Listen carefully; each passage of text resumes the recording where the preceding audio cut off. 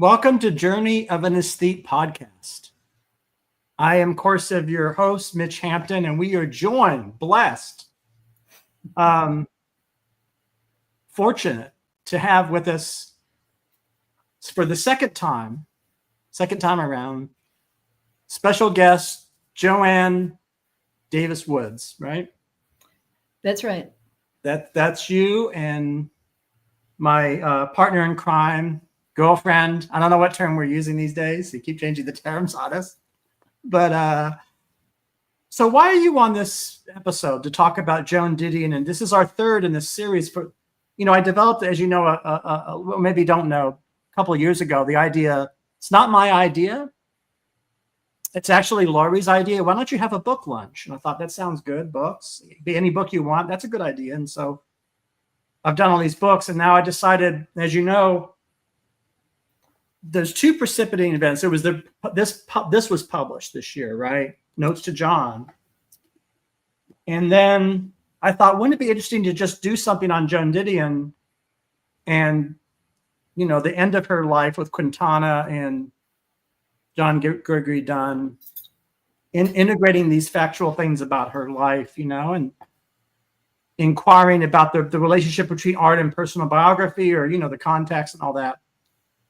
And the prose art, and so a lot of ideas. And so getting to know you, you have the most beautiful, you have a beautiful library in general. But you want to hold up, I was impressed by your collection. First editions of Joan Didion.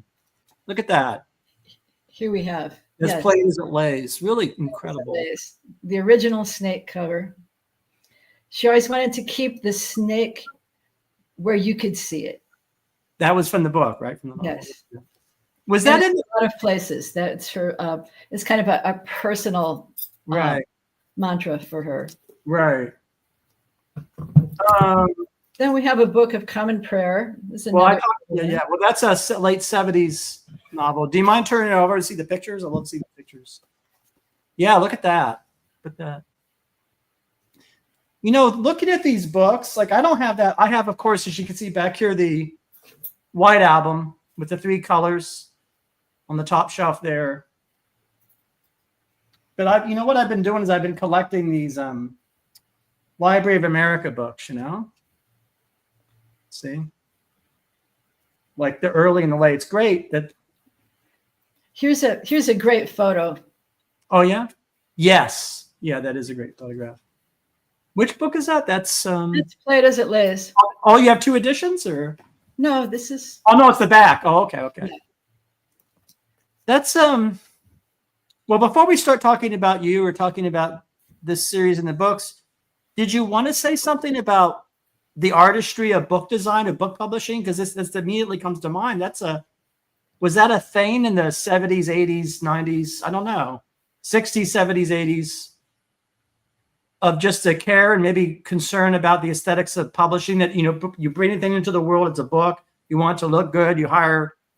And you yourself were involved in this, right? Because you used to work in the sign shop. So you're very, am I right? You're very sensitive to the aesthetics of things we take for granted, things we think are purely functional, like numbers and lettering and type. And fonts and kerning. And okay.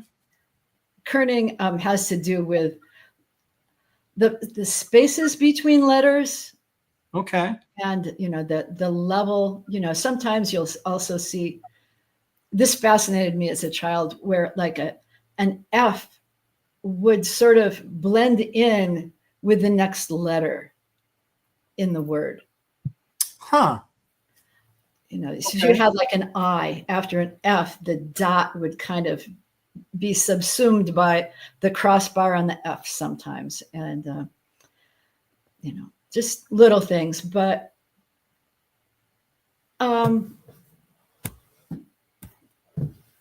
yes, publishing companies had art departments that did all this. People specialized in it.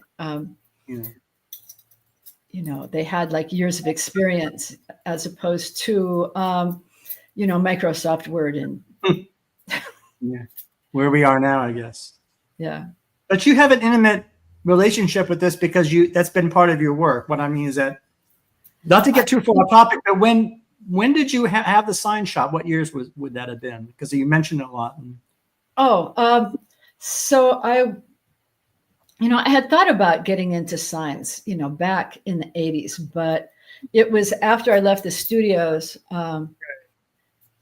So it was around like 2001 through 2010 that I was working with sign design and different fonts, so I'm dealing with things on a much larger scale than a book. You mean literally larger, like big, things people have to be able to see? Billboards and billboards. Wow. Okay. Business signs. Huh. But it is, graphic design and. Right. Yeah. It's amazing. I mean, of course, this only comes up because we're doing these episodes about Joan Didion and JohnGregoryDunne. So where did you want to? So I have some things written down here. Just to help us out. There's of course the subject of personal loss, and loss, mortality, health, illness.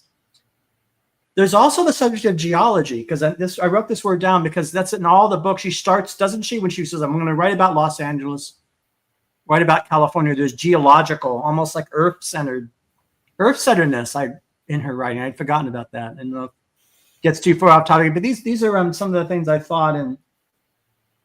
And to do a more traditional thing, when did you first read Didion? What years would that have been? And that you got these beautiful books? When did you acquire it? Probably, oh gosh, around the late 70s, I think. Okay. All right. Yeah. I don't know. I probably at some point or another saw her name mentioned in Vogue. So that means you were probably there from the beginning. Yeah. Because so you're saying because you were reading Vogue as a child, right? Or a girl or teenager? And we mentioned this before in the episode, they would have quite accomplished. It wasn't just advertising or fashion photographs. You had Truman Capote and. Right. Well, that was more in Mademoiselle, actually. Oh, I'm sorry, Mademoiselle. I'm mixing it up. Okay. It's kind of surprising, that's where I learned about Sylvia Plath, and Truman Capote was spending my lunch money on fashion magazines. Fashion magazines, right? But of course, Vogue was Joan Didion's first job, right? She went to New York, and that would have been in the 60s. And do you think you had seen Slouching Towards Bethlehem when it first came out? Possibly, or no? I doubt it. You doubt it? Okay. Yeah. Frankly, it was later. I think maybe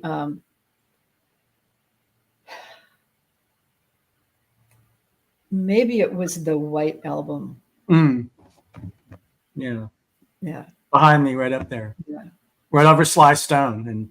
Yeah. Frank Lesser. I have such a strange. I'm probably the only person in the maybe the America, the world, to have on their bookshelf Sly Stone next to Frank Lesser, who wrote Guys and Dolls. Such a vast, and Emerson and all kinds of stuff, and Joan Didion. I'm nothing if not eclectic. Can't help it. So I don't know. It's interesting because when you first read her, what struck you about what you were reading? Like Book of Common Prayer is a very complex novel about. I mean, it occurs to me that novel is ahead of its time in a way because there's things about Central America in it that seem, am I right? And there's also things of the time, like political extremism, cults and, I don't know. I don't want to speak too much about it, but what was your reading that in the late 70s? Yeah. Well, I mean, it's, you're thinking back to the years of Patty Hearst and the Black Panthers. Right. And right. The fashionable people in New York getting involved with extremist political characters because that was hip and trendy. Yeah. And then you had parents dealing with their children going off to become a Hare Krishna person. I went to school with kids that, like dropped out and put on the robes and went to like beg at the mall for. Wow. Yeah. Whatever happened to them? Do you still talk to them, or do you? I have no idea. No idea. It's interesting. Nope. Yeah. So I guess common prayer, and so what you're saying is you went back a little bit and said, I really like this author. I want to read the older books or the Play It As It Lays, and right. And it did have there was chance involved. I think it's like what book I found in the used bookstore. Okay. At the moment, yeah. Right. I love used bookstores. They're so something like that. It was in a used bookstore that I discovered John Updike, actually. Mm-hmm. Jeanette Watson's Books and Company, maybe, or Gotham Book Mart. Those are the three big ones in New York. Gotham Book Mart, Frances Steloff. Yeah. She was an animal rights activist and lifelong vegan before there was the word vegan. Lived to be 100 years old, was friends with my dad. Aubrey Hampton used to hang out together and talk about animal rights and talk about books. And then Uptown, of course, Books and Company and all these bookstores. And then they usually, of course, now the Strand, all these little bookstores, pals. The world of books are beautiful, aren't they? The books are kind of books you read prose and you get transported to a world. You said, oh, yes, immediately. So what do you? Mm-hmm. Oh, go ahead. Oh, no, I'm sorry. Well, so when you read about Mariah and Grace, these fictional characters, we'll stick with the fiction for a moment. In the world of common prayer, what are you transported? What is happening? Interesting, right? It's funny growing up in like such an isolated spot. I felt I was learning about how people interact with each other by reading books because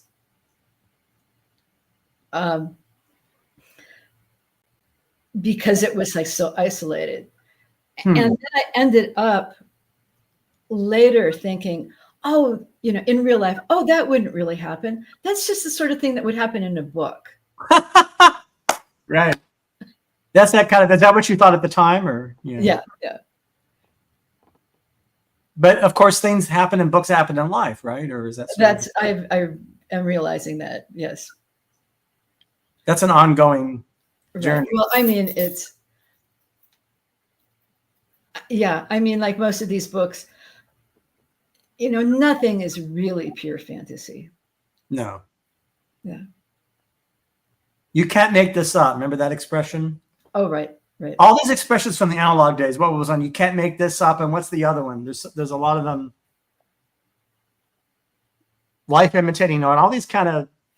Yeah. These kind of sometimes quite dopey, cliched. Mm-hmm. They were the memes of the time, right? Now we say memes, but I don't know. God only knows. Right. I wonder if people that use the word meme know it was created by a scientific materialist, Darwinian scientist, Richard Dawkins, and it comes from his book, The Selfish Gene. I wonder if they know that was and he called himself a memeticist. It's funny how oftentimes we don't know the origin of the thing. Oh, true. And that was Richard Dawkins' invention. So you have to, it's just funny. I met Richard Dawkins once at a conference a long time ago. I met all these people when I was exploring my own beliefs. Mm-hmm. Because I went through a very pro-science period. We've never discussed. Oh, really? Yeah, that's why I met James Randi, and of course that's not my position now. I'm much more metaphysical, more spiritual. I mean, not too much so. I'm grounded in reality, but I do think I don't think we're just neurons and skin. We're more than that, I think. But I don't want to belabor the point. But I'm just saying, when I was exploring things, I was interested in Charles Darwin, and that's the reason why I have that book, Homicide. That's the result of that period. Mm-hmm. I don't think science precludes the spiritual. Oh, of course not. Of course, I don't mean to. Yeah, of course it's all connected. Yeah, but I realize that now. But it took me a long time. Look, I'm a slow learner. I play piano. I think pretty decent pianist. But you know how long it took me to learn how to just play music?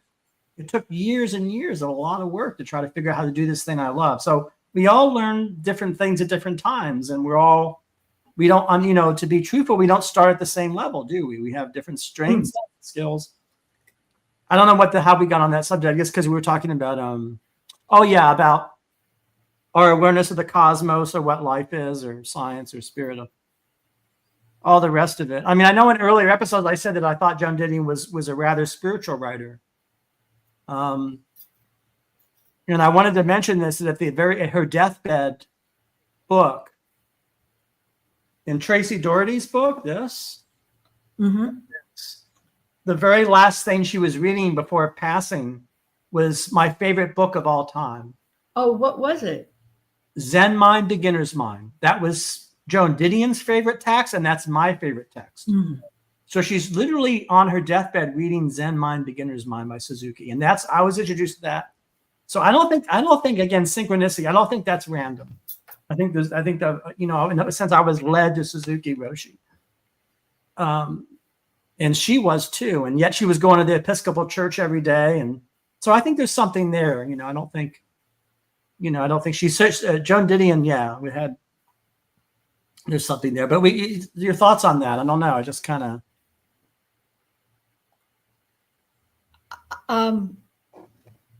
I think anybody who's curious and searching is going to like search a lot of places. Yeah. You know, and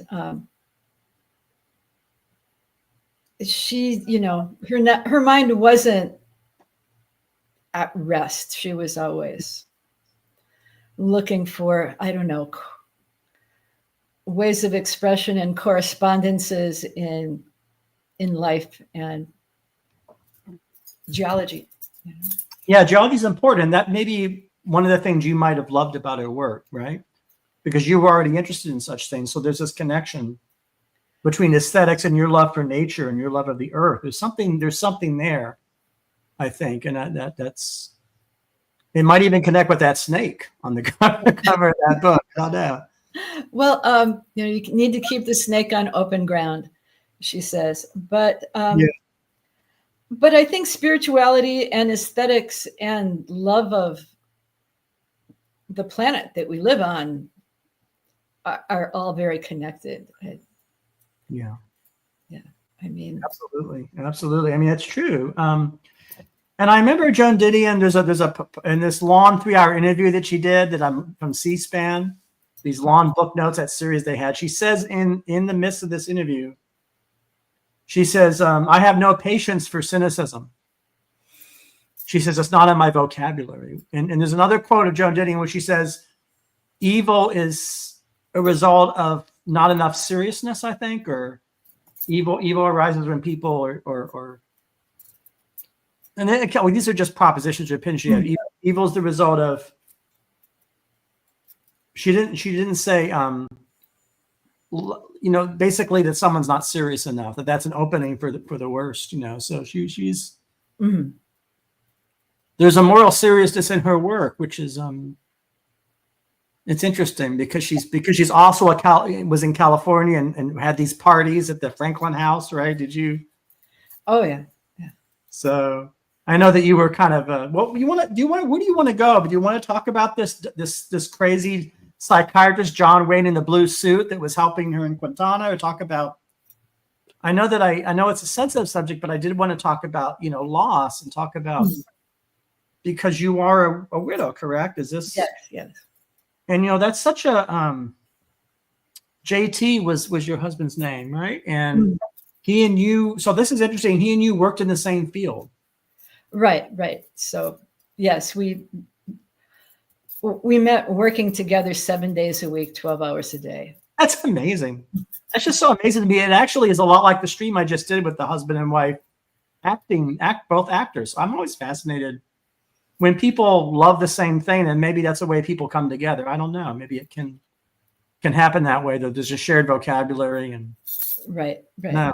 And then if you can get along together, that then, you know, you feel that you're pretty safe, you know, committing. Yeah, that's true. And of course, JohnGregoryDunne and Joan Didion are both writers, both good, really good writers. You know, the passage I love in Blue Nights, right? Or is it Your Magical Thinking? Which I think Your Magical Thinking, where John Donne is saying this book of common prayer makes me realize what a great writer you are. The birthday, remember it's his birthday, and I'm rereading Right. the book, the very book we were just holding up now. It's just so beautiful. Because there's something about writing a novel or their love of the craft of writing. Well, they were, both like the first reader for each other. For each other, wow. Yeah. Even Vegas? Didn't she help edit this book where he's behaving badly and going to Vegas? And I think so, yeah. Isn't that great? That, they're separated and it's kind of things are trouble, but yet they're able to put the emotional stuff to the side and say, we're artists, we're writers. Let's see what you got. Let me fix this clause, or you want to cut here. I mean, that's the aesthetic. Well, they trusted each other's That's right. opinions and things. Yeah. That's beautiful. Do you want to say any more about your impressions, the book that starts everything, that we both read more or less at the same time, what your feeling was about this psychiatrist who was so charismatic, and this, his opinions about everything. He's lecturing about how people aren't marrying correctly, and Quintana's, I don't know. Yeah, it's different than like what I assume a therapeutic relationship would be. He's more like dad. He's like dad or a coach, right? Yeah, and he admitted that it was necessary for her to like be talking to someone who was older, because you just couldn't really respect the opinion of someone who hadn't had the experiences of life. Yeah. So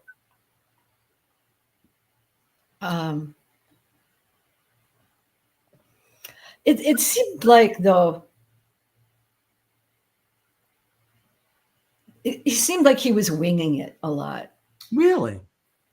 There's like a number of times, and she actually talks to him about the fact that he's saying, oh, don't bring this up. Definitely don't talk to Quintana about this. Oh. And then like a month later, he's saying, the most important thing is you need to talk to her about this. And she's going, which is, you told me last time not. Yeah. Right. Yeah. I found it interesting that when he's talking to Joan Didion about how Quintana sees them, and doesn't really see their accomplishments and all the hard work. She just sees the end result. Right. Is that a mythic way of looking at one's parents? You sort of look up to them and you see them. You may not see certain depths, or I don't know. I don't want to speak but I'm paraphrasing. But did you want to talk about being adopted? Because like Quintana, you were adopted. Right. And we were both adopted at birth. Wow. So it's different than, a child being several years old and brought into a family. Interesting. What would that difference be? Because it's from the beginning, or because it's more? There is no interruption. There was birth, and then as soon as the baby is ready to leave the hospital, it goes to the parents. So there's no disruption in things. There's no like loss of the mother. It's very smooth, and I think in both cases, it was always clear to Quintana and to me that we were adopted. The story evolved over time, I guess, to deal with the understanding of a child at different times. When I was like the littlest, I heard, well, we picked you out. Oh. You were the cutest one. See? We picked you out. I have to agree with them. Well, they got that right. Yeah. Later on, it was, your parents didn't have much money, and it was going to be hard for them and they wanted their baby to have a better life. Yeah. So, and it was like much, much later before I started hearing about the soap opera of the circumstance. Yeah. But you know, on one hand, I think people tend to like consider infants as a blank slate, Hmm. you know, and everything starts as soon as like the baby opens its eyes and takes the first breath. Hmm. But, you know, this person has begun life, I think, co-experiencing some of the trauma often that the mother was involved in, because it's usually trouble that causes somebody to decide to give up a child. Sure. That's hard. That must be hard. Well, we do come into the world with a lot of things, right? Yeah, I mean, you know, I think you've been hearing. Yeah. You've been hearing the raised voices, you know, and things, you know. You mean the arguments and the troubles of the couple, or the right, yeah, or even the larger environment, right?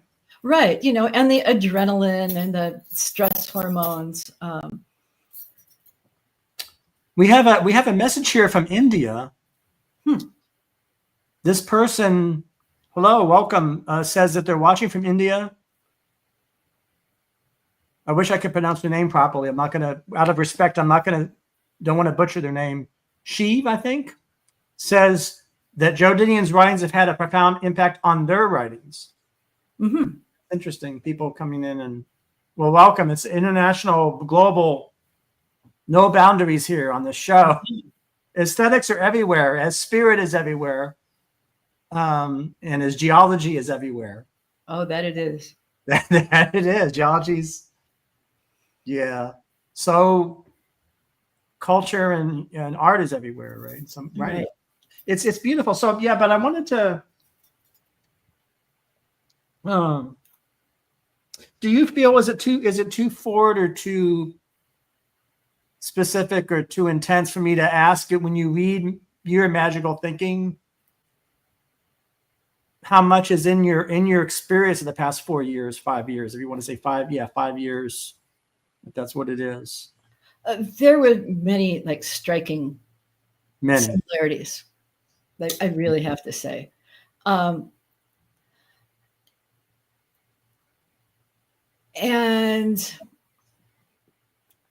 you know, it has to do with habits of mind, I think. You know, we're just, if you've lived with somebody for, you know, 20 years, and I think Joan were together for like, what, 40? You know, your mind definitely just automatically goes to certain places. Oh, what will JT think of this? You know, or I need to tell him.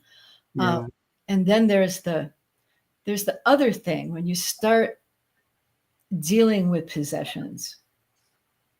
You know, it's not hard to like get rid of the t-shirts and the socks and things. Right. But it's like, oh no, these shoes are important.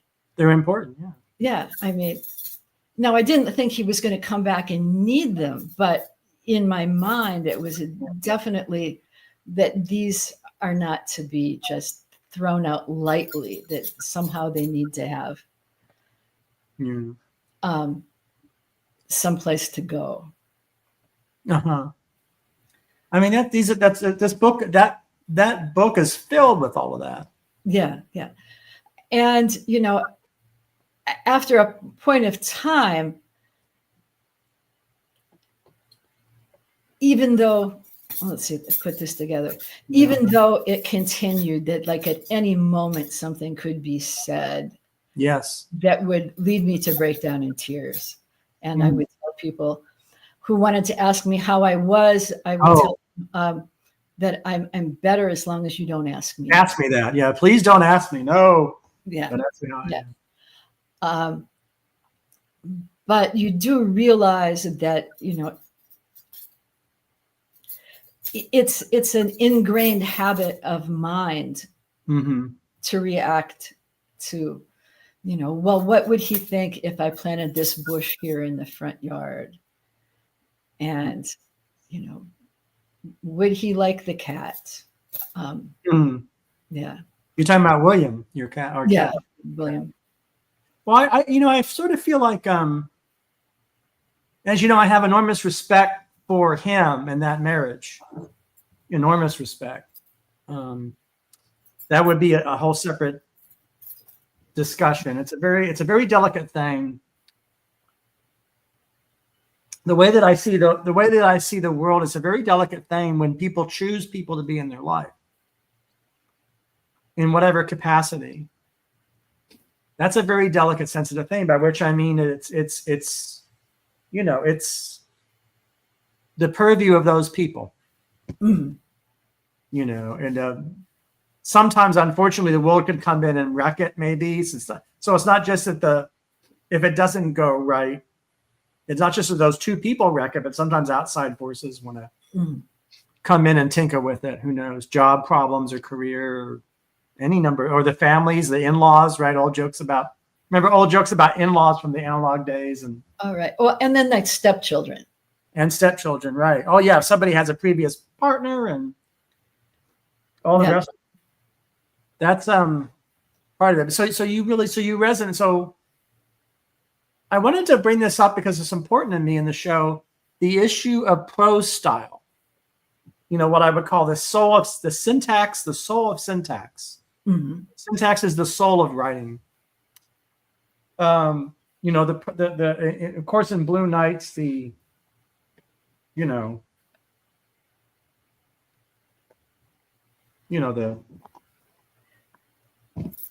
columns, almost a incantation, ecclesiastical.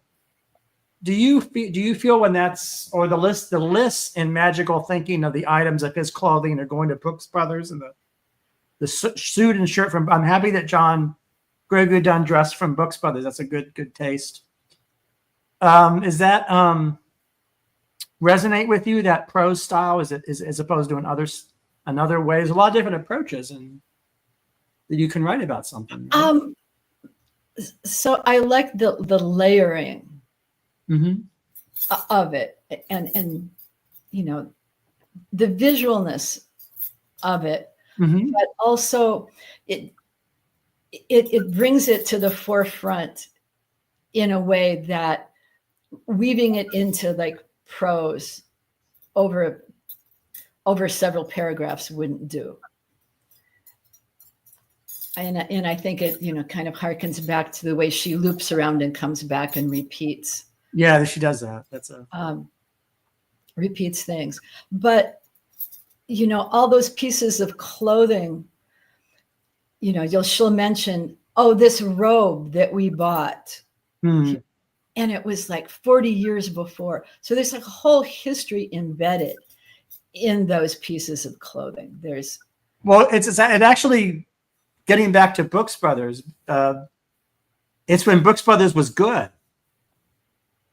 So they used to be like good. I mean, great. So, sometimes firms go out, they decline. So when you say 40 years ago, you're talking about Brooks Brothers used to have a custom department, not just a made-to-measure department. And the Brooks Brothers ended their custom department in 1980 or 79. They just ended it. Yeah. I guess to make room for the new up-and-coming Alan Flossers and those people, or Piravanti, who was...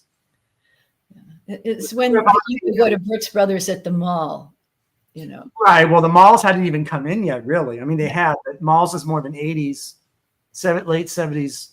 As you know, I like it. Yeah, late 60s. I think they came to be accurate. The first malls, yeah, you're right. The first malls don't go, but I never saw them. It could be that they were, I just wasn't in a location to see them. Was it necessary in Florida? But in Michigan, it was like very popular because you could like go and it was climate controlled. Right. Air conditioning and stuff. Yeah. Yeah. And heating.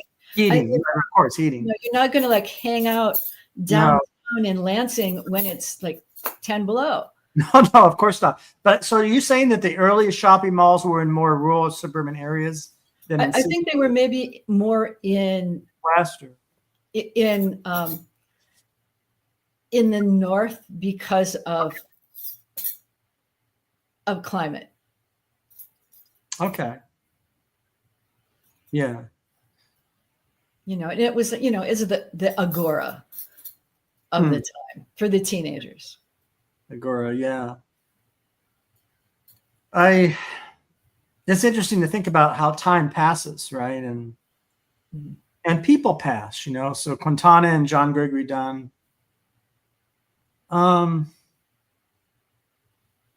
You want to say more about your feeling about the person and the art, or the prose and the person, and how she weaves, she takes these, these notes, these jottings to this psychiatrist or Quintana psychiatrist, and just makes this work of art out of it. Well, those were notes. So if you're talking about Notes to Jon, yeah, those were private diary notes for Jon. Private diary, never meant to be seen or read, right? Right. So, somebody else edited them. Right. Left parts out, kept parts, to like make a, to like make a path. Sure. Yeah.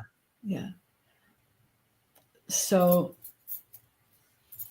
even when, even when she's writing the notes, she's careful, but, on the other hand, I'm impressed. I couldn't take notes that I could read, let alone work. Well, look at my writing. Beautiful. Look at this chicken scratch. Yeah. Look at that. Yeah. Is yours? Mine's worse than yours, though, right? Yours is very legible. Oh, not when I'm taking notes. Oh, so I can show you some right now that I was taking yesterday. That you want to do it? Let's do it. No. Well, I'll be right back. I'm gonna get Zen Mind Beginner's Mind, so I'm gonna play a little music.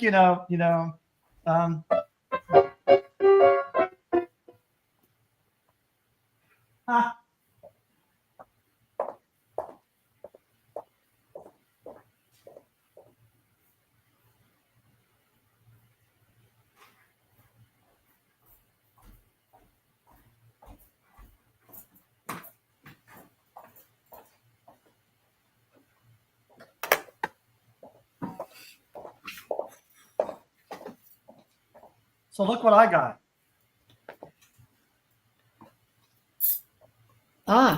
See? So here, see. Can you even read that? See, like you had like. Yeah.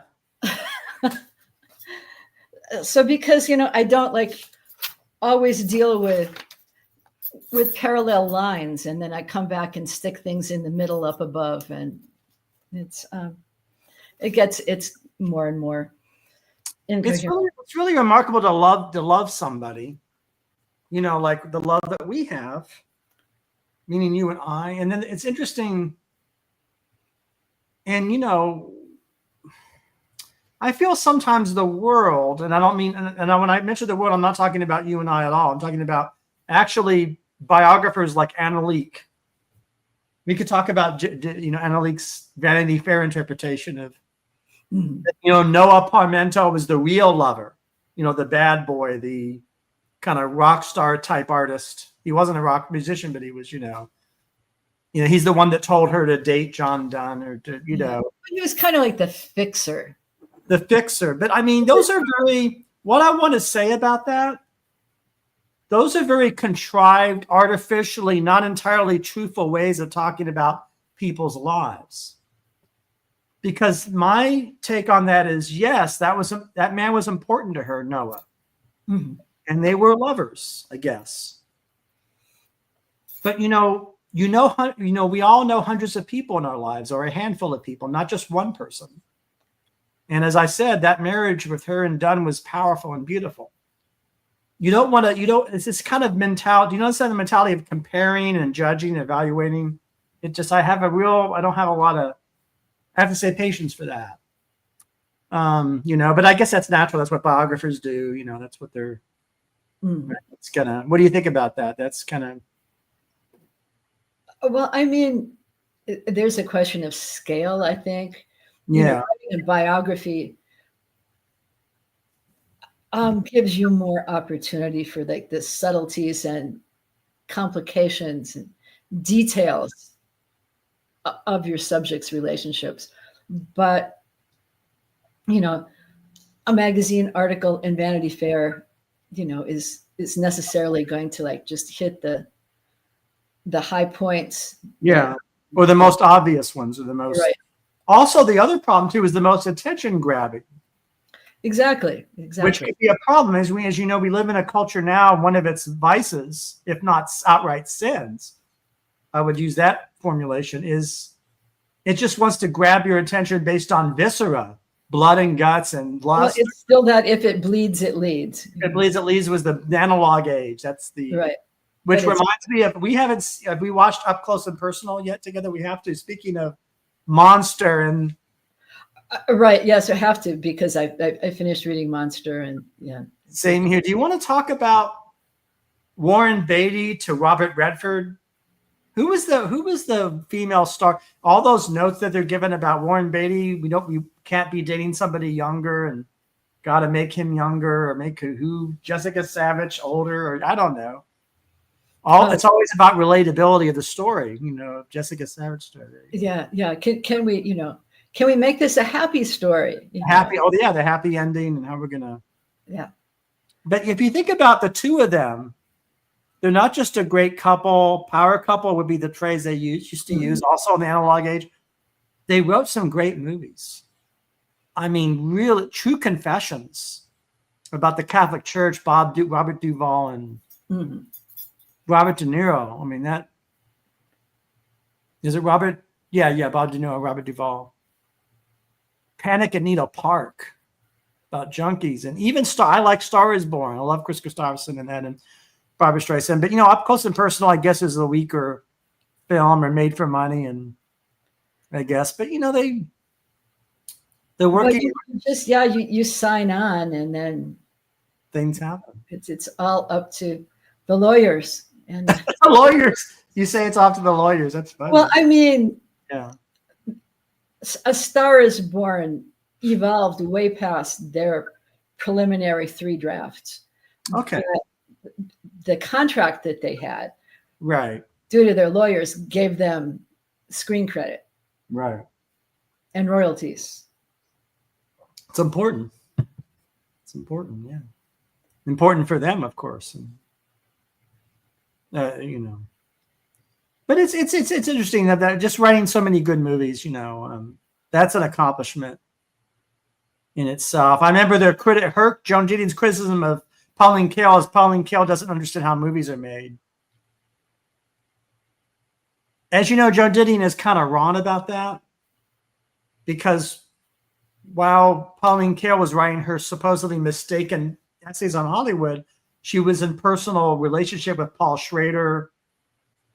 In other words, she was she was actually, JT and Michael Cimino. Michael Cimino was a friend of Pauline Kael, so she was kind of on the inside. Kael was. Right. And it was, as you know, in the early 80s, she went out to Hollywood to try to do something with Warren Beatty. I think Pauline Kael, I don't know, it never fell through. That's interesting. Things like that happen. They happen, yeah. Wasn't Quentin Tarantino sometimes almost be planned that Yeah, that's right. Favor to somebody, right. This happened, but like the first time anything goes wrong, it's like, okay, get rid of them, and right. You can. What was it like? Jill Ireland and Charles Bronson. Charles Bronson, yeah. It was part of their divorce.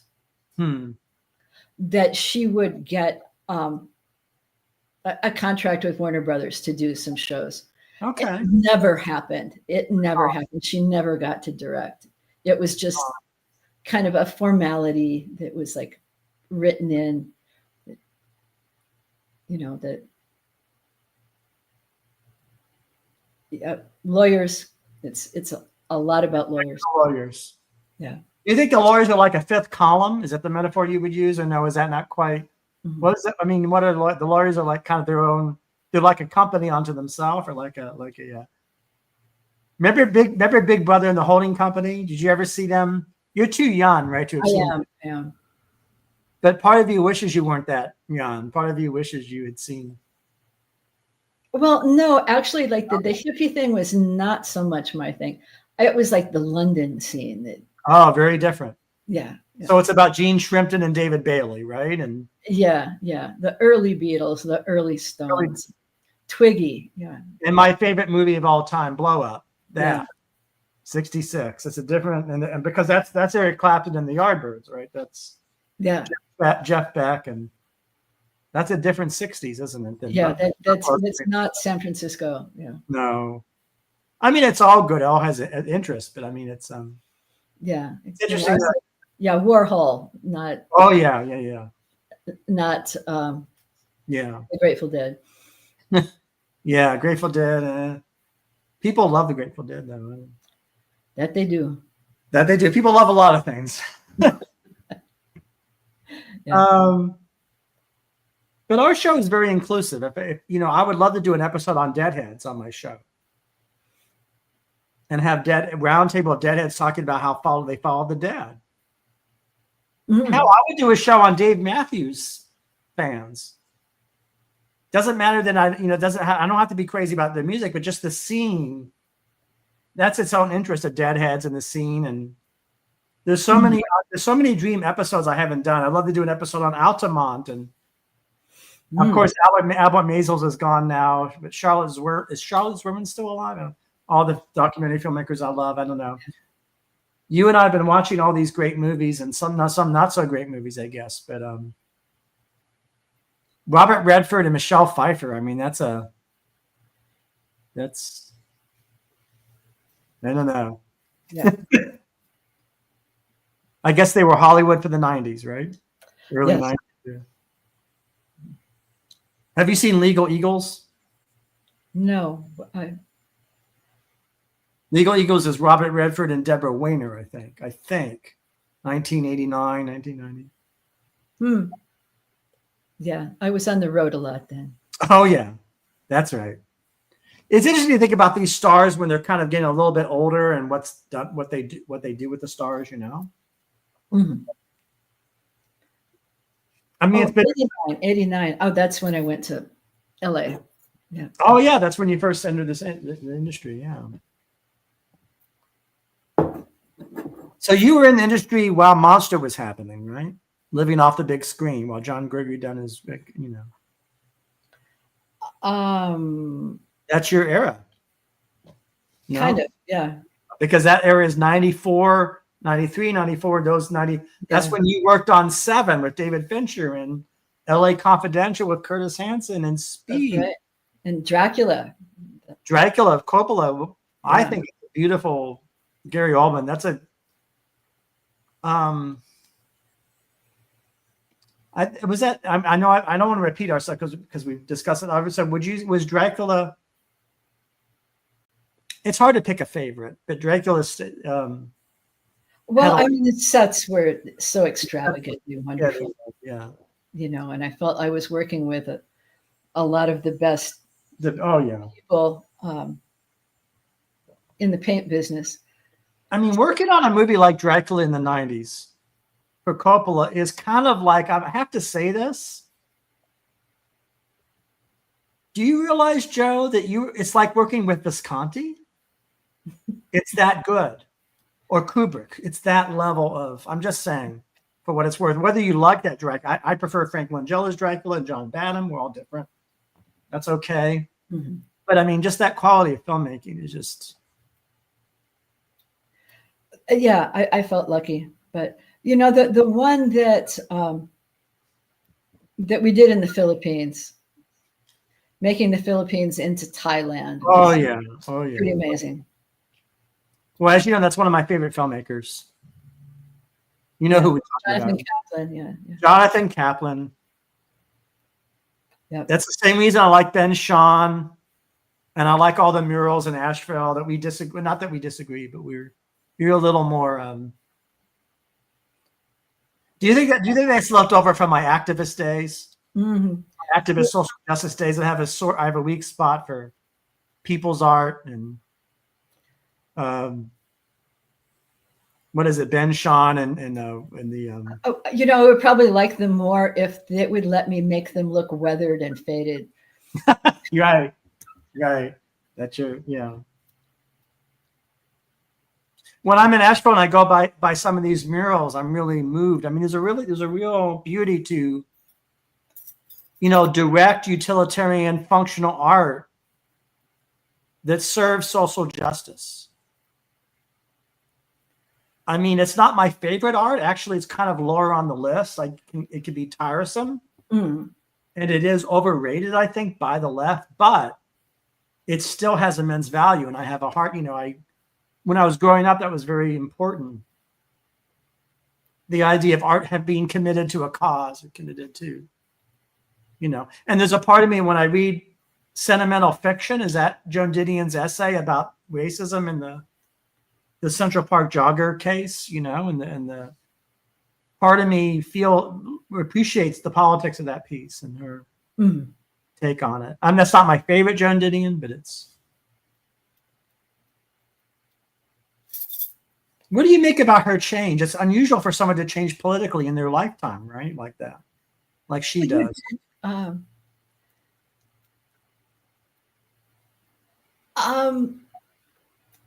She was exposed to a wide variety of people and situations that, somebody who was just always stayed in one place and stayed in one community wouldn't have the opportunity to see contrasts. I think artists maybe have more of they have less of a commitment to ideas. Interesting. Everything is kind of up for grabs in a way. You have to see Interesting what's going on. So you're saying that the essential experience of being in the world, or the essential experience of knowing another person, or actually visiting a town or a locale, or even your own experience as a person in the world, you're saying that for the artist that might come first before more distant ideas and ideologies ought to come first or often. Is that? Well, I think our persons connect with the world. That's right. And perceive the world according to our personhood. Right. Yeah. And you're saying that motivated Joan Didion to change her mind on some things, that she was saw things in political campaigns? She didn't stay in Sacramento. Right. Yeah. And it was a time where things were changing. Interesting. We had the end of the war. You had a big social upheaval. Watergate. All those things together could bring people who were thinking about things to change their mind about systems. I mean, she's one of the early. I mean, what's the one most notable thing about Joan Didion is that she's the opposite of Reagan Democrats. She moves in the opposite direction, right? They move right and she moves left. I mean, you could say that Reagan Democrats were the original Trumpers. You could. Yeah. That would be unfair to some of them, because to be fair to them, some of the Reagan Democrats are now anti-Trumpers. So they're not all, some of them are good people. But I'm just saying, Joan Didion's so unique. It's 1980, and even a lot of Democrats are saying, well, we need to cut taxes and balance budgets, and maybe this Reagan guy's okay, and we got to stand up to the Ruskies and the commies, and,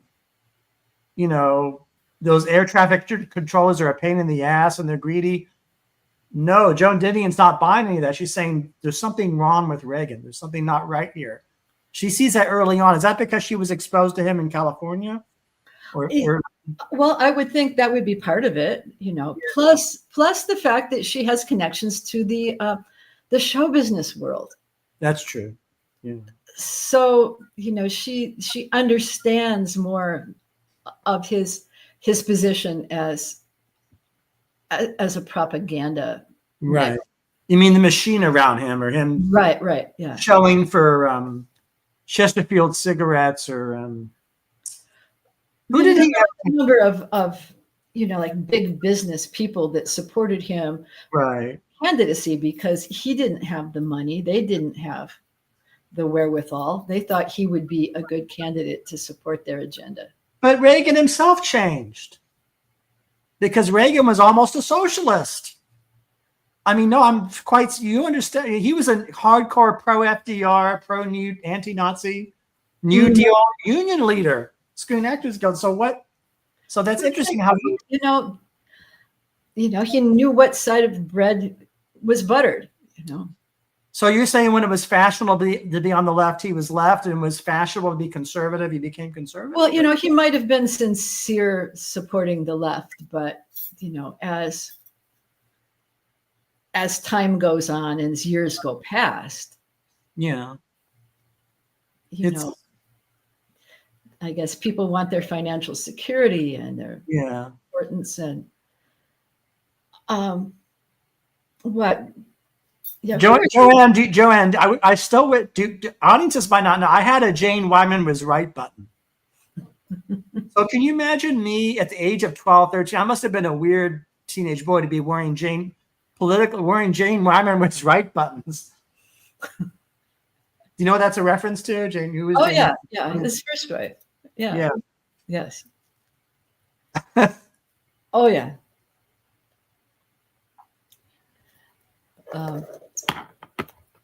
But I don't remember the names of all the business people that supported Reagan's run for the state house, and then continuing on. But they built him a new governor's mansion. And,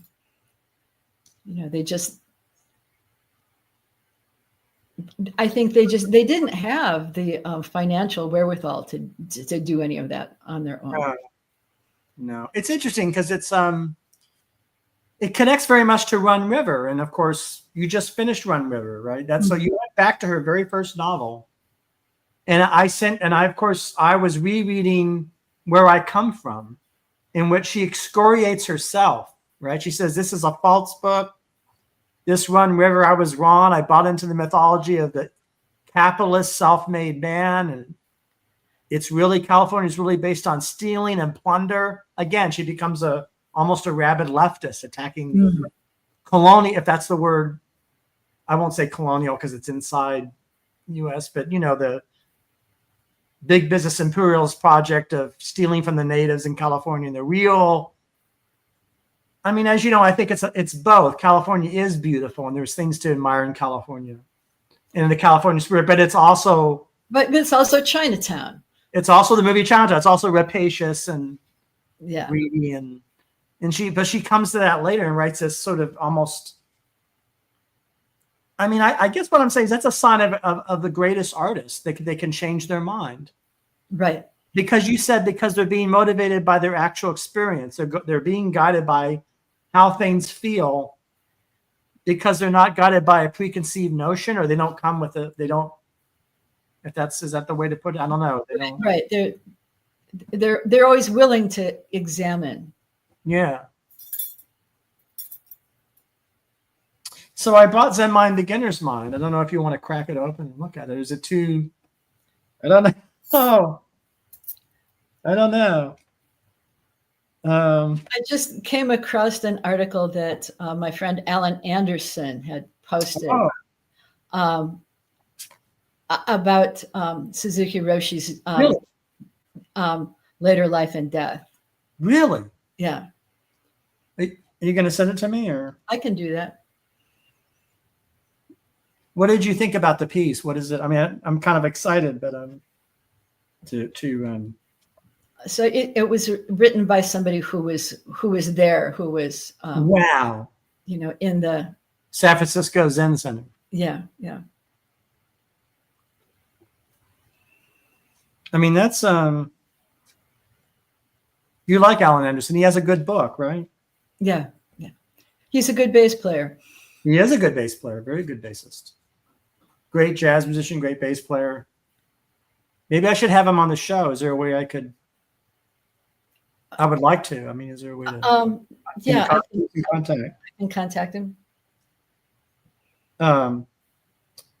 So this relates to what we've been talking about.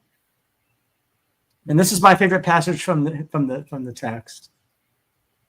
And do you mind if I read it and see your yeah, you don't mind? This is what Joan Didion was reading when she passed. I'm just saying. Mm-hmm. After some years, we will die. If we just think that it is the end of our life, this will be the wrong understanding.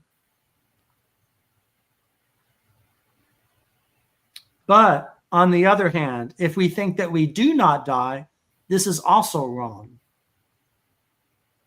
We die and we do not die. This is the right understanding.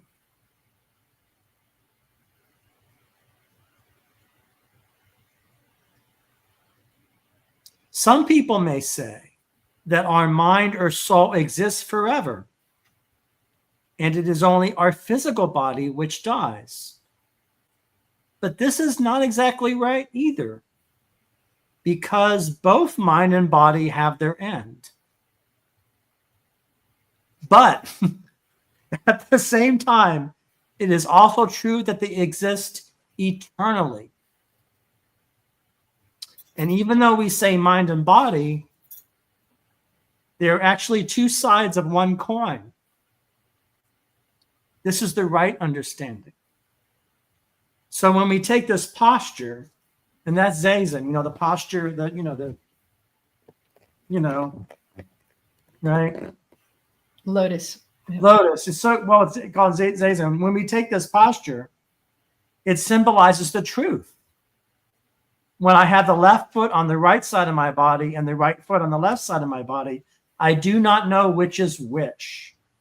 So either maybe the left or the right side. There you have it. So I think in that one passage, Suzuki Roshi explains us and the world. Now some would say, well, what the hell does that mean? Or what is that, right? Is that, do we die? Do we die? But I can see somebody saying, what is Suzuki objection to it, that it's too confusing, or he's just toying with our head, or it's what's your feeling about with that? Well, I mean, the easy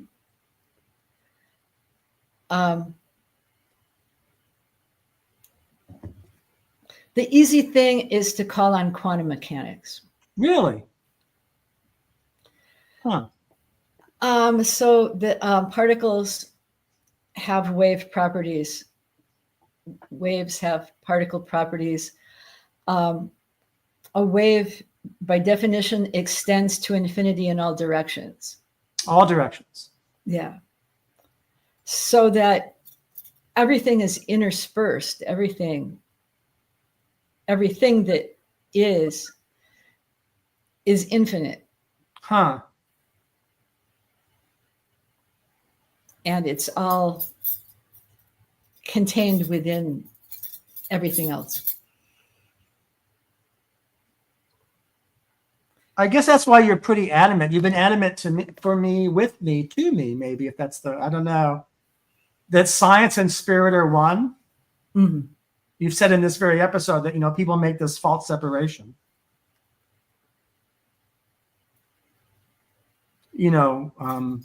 How long have you thought about that matter or that issue? It sounds from a long time, or did it start from when you were studying physics, or did it predate that? What do you think? Physics helped formulate it, yeah. Physics helped formulate it. Yeah. Does it connect to what you're talking about now? About the quantum or the... Right, yeah. Yeah, I mean, quantum mechanics and the Heisenberg uncertainty principle kind of require a certain a certain mindset to be able to deal with. I mean, I had people in a class in our quantum mechanics class. He was asking our professor, well, how do you visualize the angular momentum of an atom? And the professor said, any way you want to. It doesn't really exist. It's just a concept that we use to be able to talk about things. Any way you want to. It doesn't really exist. It's just a concept to talk about things. Yes.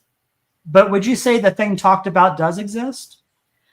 It does, but you have to have some kind of vocabulary before you can look at something well and examine it.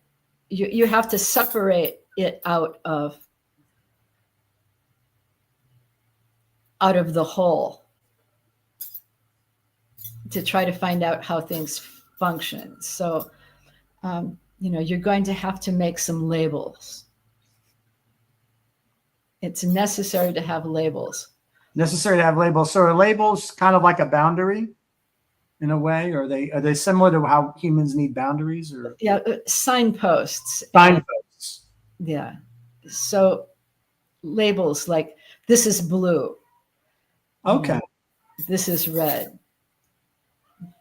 This is, if you mix the blue and red together, you get purple. So if you like deal with the angular momentum of a subatomic particle and how it interacts with something else, you're kind of making up a story to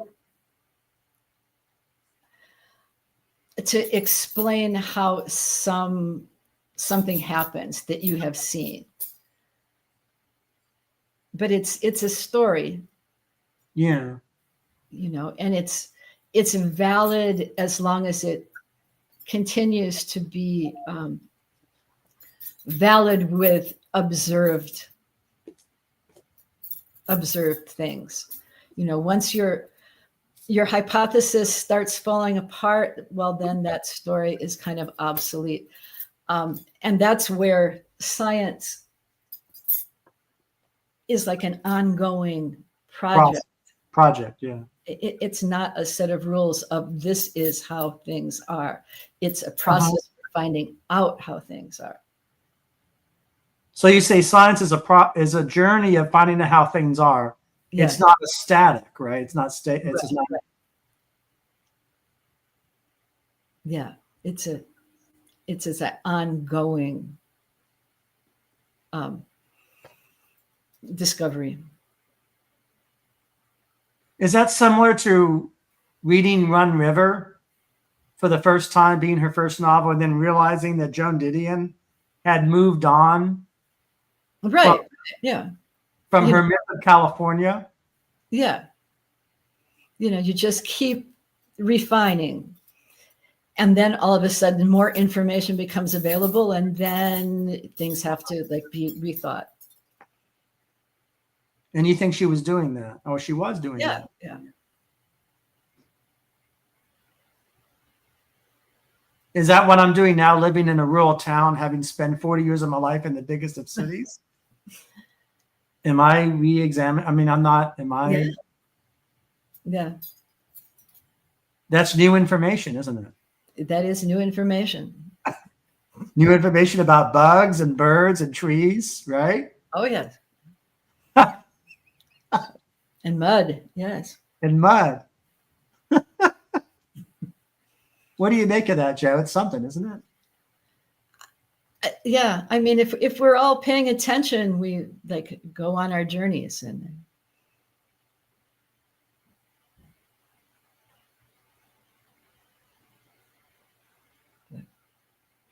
Joe, is there anything else you want to talk about now, or comes to your mind, or that you feel is important? Or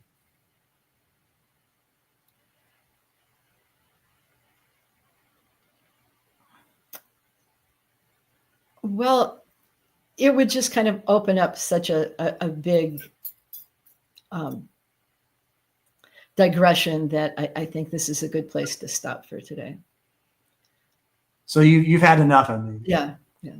But I really want to thank you for this immensely, for this time and doing this, and I feel good about this. There's only certain ways. So I want to say before we conclude, thank you for coming here, Joanne. There's only certain things that can be accomplished through this kind of dialogue that can't be accomplished when you're just alone. Mm-hmm. In that sense, I agree with Agnes Callard. In part, not totally. Because Agnes Callard thinks it always has to be with some other person. I'm like, no, you can do a lot alone, but there is something that only we can do this way. And having a guest on Journeyman is the podcast, Joan Didion and John Gregory Dunne. Thank you.